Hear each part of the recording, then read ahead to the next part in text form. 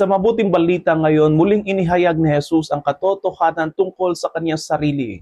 Ang namumuhay ayon sa aking aral, kailan may di makararanas ng kamatayan. Ito ay tungkol sa kaligtasan ng ating mga kaluluwa at buhay na walang hanggan na iniaalok niya sa mga nananalig at sumusunod sa kanya. Ngunit hindi ito naunawaan ng mga Hudyo. Kaya sinabi nila sa kanya, namatay si Abraham at ang mga propeta.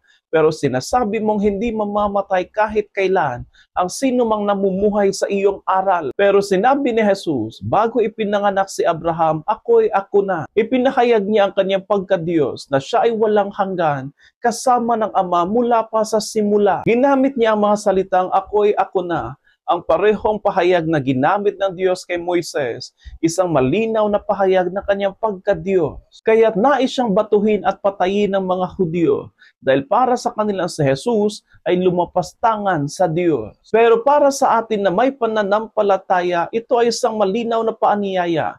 Kilalanin si Jesus bilang Diyos ng buhay, Diyos na tagapagligtas, at Diyos na nag-aalay ng buhay para sa tanan. Ang tunay na pananampalataya, hindi lamang paniniwala, kundi pagsunod.